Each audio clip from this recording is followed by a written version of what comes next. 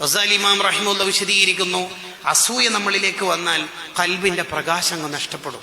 ഒരാളുടെ ഖൈർ നമ്മൾ കാണൂല, ഖൽബിന്റെ പ്രകാശം കെട്ടുപോകും.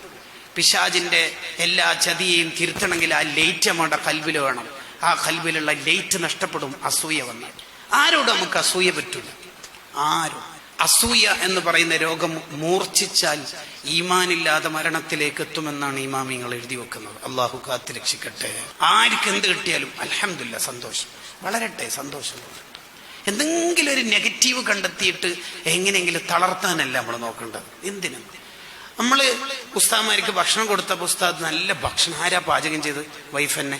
എന്നാ പിന്നെ ഇത് വൈഫിനോട് പോയിട്ട് പറയണം എന്നാ ഗസാലിമ പറയണത്. നിനക്ക് ഖൽബിൽ അസൂയ ഇല്ലെങ്കിൽ പോയി പറയണം. അത് പറഞ്ഞാൽ ശരിയാവില്ല ഉസ്താദ് എന്ന് വെച്ചാല് പിന്നെ കേൾക്കാൻ കഴിയില്ല, 2-3 ദിവസം നടക്കൂല. പറയണം, പോയിട്ട് പറയണം. നമ്മളെ വർത്തമാനം സോഫ്റ്റ്നെസ് ഉണ്ട്, അസൂയ ഇല്ലെങ്കിൽ തന്നെ ഭയങ്കര രസമായിരിക്കും ജീവിക്കാൻ. ഈ ഭർത്താവിനൊക്കെ ഫോണ് വിളിക്കുന്ന സമയത്ത് ഫോണിൽ സംസാരിക്കും, ഒന്നുകൂടി സോഫ്റ്റിൽ സംസാരിക്കണം.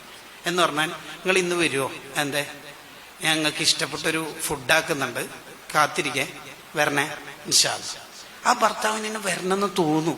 കറന്റ് അവൈലബിൾ ടിക്കറ്റ് ഉണ്ടോ നോക്കും.